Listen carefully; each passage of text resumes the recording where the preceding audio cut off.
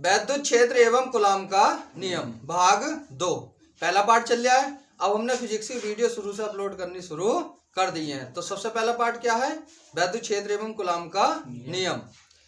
पहले भाग में हमने बताया था वैद्युत क्षेत्र की तीव्रता, और क्या बताया था? अरे हमें क्या बताना, लिंक डिस्क्रिप्शन में दे रखा है, वहां जाकर देख लो। अब इसमें आता है वैद्युत द्विध्रुव। क्या आता है? वैद्युत द्विध्रुव क्या होता है बताओ? क्या होता है वैद्युत द्विध्रुव? विद्युत द्विध्रुव, विद्युत के दो ध्रुव। तो कौन कौन से होते हैं विद्युत के दो ध्रुव? देखो, फिजिक्स को और केमिस्ट्री को अपने दैनिक जीवन से जोड़ के चलेंगे तो हमें रट्टा मानने की कोई जरूरत नहीं होगी। विद्युत द्विध्रुव, विद्युत के दो ध्रुव कौन से हैं? विद्युत के दो ध्रुव देखिए, विद्युत द्विध्रुव हिंदी का नाम है, काय का नाम है? हिंदी का। अंग्रेजी में क्या है? अंग्रेजी में क्या है? तो ये है, क्या है? क्या है? बैटरी। क्या है? बैटरी। तो कितने ध्रुव है इसके? दो। कितने ध्रुव है? दो। एक प्लस और एक माइनस। ये इसका प्लस है, ये इसका माइनस है। मान लो अंधेरा हो रहा है। क्या हो रहा है? अंधेरा हो रहा है। हमें पहचानना है कि प्लस कौन सा और माइनस कौन सा है। तो हमेशा ध्यान रखना, इसका मुंह, जो सेल है इसके, इन सेलों को मुंह हमारी तरफ होना चाहिए। किसकी तरफ? हमारी तरफ। तो हमारे बाएं हाथ पे जो आएगा, कौन से हाथ पे? बाएं हाथ पे जो आएगा वो माइनस आएगा, और दाएं हाथ पे जो आएगा वो प्लस आएगा। चाहे छोटी बैटरी हो, चाहे बड़ी बैटरी हो, चाहे मोबाइल की बैटरी हो, ठीक है। बाएं हाथ पर माइनस आएगा और दाएं हाथ पर प्लस आएगा। तो इस द्विध्रुव में कितने आवेश हैं? दो आवेश। तो विद्युत के दो ध्रुव कौन कौन से? प्लस और माइनस। तो क्या परिभाषा बनी? ये काय से मिलकर बनी है बैटरी? विपरीत प्रकृति के आवेशों से। तो विपरीत प्रकृति के आवेश मिलकर वैद्युत द्विध्रुव की रचना करते हैं। ये वैद्युत द्विध्रुव है। क्या है ये? वैद्युत द्विध्रुव। कितने आवेश हैं इसमें? दो आवेश, विपरीत प्रकृति के, एक प्लस और एक माइनस। ठीक है। तो हर वो चीज जिसमें एक प्लस और एक माइनस है वैद्युत द्विध्रुव है। जैसे H2O है। क्या है? H2O। स्क्रीन पे देख लो, H2O। तो H2O में H2O का जब आयनीकरण करेंगे तो काय में टूटेगा? H प्लस और OH माइनस में। तो एक प्लस आया और एक क्या आया? माइनस। तो क्या हुआ H2O? विद्युत द्विध्रुव।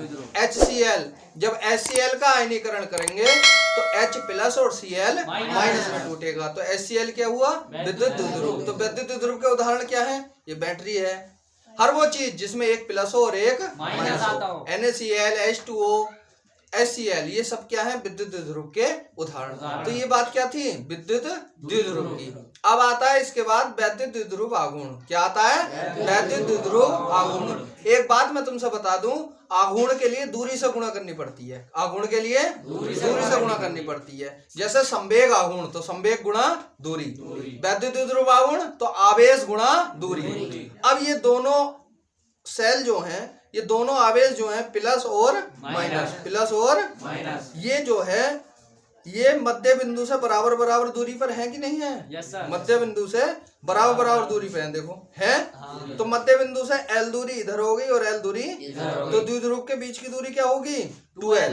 क्या होगी? 2L। तो एक आवेश, कोई सा भी एक आवेश लेंगे हम, प्लस ले लो या माइनस, एक आवेश और दोनों आवेशों के बीच की दूरी के गुणनफल को, एक आवेश और दोनों आवेशों के बीच की दूरी के गुणनफल को वैद्युत द्विध्रुव आघूर्ण कहते हैं। इसे P से प्रदर्शित करते हैं। P बराबर, देखो स्क्रीन पे, P बराबर Q गुणा 2L। P बराबर Q गुणा 2L। अब बात आती है मात्रक की। काय की बात आती है? तो मैंने बताया था परिभाषा और मात्रक काय से बनेंगे? परिभाषा और मात्रक काय से बनेंगे? फार्मूले से। फार्मूला हमारे याद होना चाहिए, तो परिभाषा और मात्रक हम आसानी से बना सकते हैं। तो P बराबर Q गुणा 2L। P बराबर तो Q क्या है? आवेश। Q क्या है? आवेश का मात्रक गुलाम। और 2L क्या है? दूरी। देखो मात्रक में 2L है या L/2 है, इन संख्याओं से कोई मतलब नहीं होता, ना मात्रक में और ना ही बीमा में। मात्रक और बीमा का संख्यात्मक मान से कोई मतलब नहीं है। हाँ, स्क्वायर है तो स्क्वायर लगेगा, स्क्वायर है तो स्क्वायर लगेगा, और गुणा में 2 है या बटे में 2 है तो उसमें स्क्वायर नहीं लगेगा। ठीक है। Yes sir. तो वैद्युत द्विध्रुव जो होता है वो एक आवेश और दोनों आवेशों के बीच की दूरी के गुणनफल को वैद्युत ध्रुव आघूर्ण कहते हैं। इसे पी से प्रदर्शित करते हैं। तो मात्रक क्या हुआ? Coulomb metre. क्या हुआ मात्रक? Coulomb metre. ठीक है। विमीय सूत्र, कूलाम का विमीय सूत्र होता है, क्या होता है? Q बराबर आई टी होता है। क्या होता है? I T. तो AT हो गया। क्या हो गया? AT। और मीटर का L, मीटर क्या हुआ? L। तो LTA। तो विमीय सूत्र क्या हुआ? देखो LTA। आगे समझ में? वैद्युत ध्रुव आगे समझ में? जी सर। अब देखो वैद्युत ध्रुव क्या था? एक बैटरी, मतलब हर वो चीज जिसमें एक प्लस और एक माइनस हो। अब हम बताते हैं आपको बिंदु आवेश के कारण विद्युत क्षेत्र की तीव्रता। तीव्रता का एक फार्मूला हमने बताया था, E बराबर F/Q0 भाग 1 में बताया था। अब बिंदु आवेश के कारण विद्युत क्षेत्र की तीव्रता। तो देखो बिंदु आवेश कारण तीव्रता, कूलाम का नियम होता है। कूलाम का नियम क्या होता है? F बराबर 1/4πε0 into K, 1/4πε0 into K into Q0/R²। ठीक है, ये क्या है? कूलाम का नियम। अब हम क्या करेंगे? चलिए चलते हैं अपने बोर्ड पर। नियमानुसार बिंदु आवेश कारण विद्युत क्षेत्र की तीव्रता का जो सूत्र निकालेंगे वो कैसे निकालेंगे? कूलाम के नियमानुसार।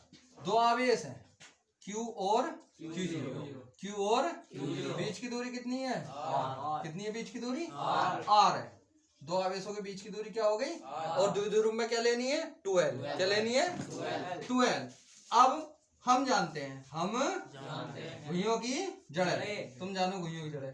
हम जानते हैं कि क्या?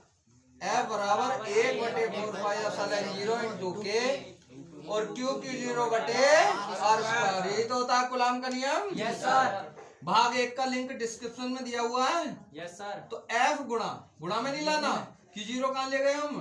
बटे में। कहाँ ले गए?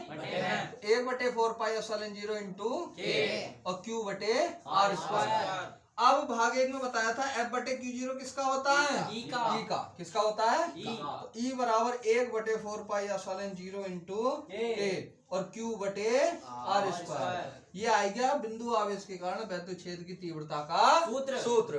तो दो सूत्र हो गए, एक F/Q0 और एक 1/4π नहीं, 1/4πε0 इंटू K इंटू Q/R²।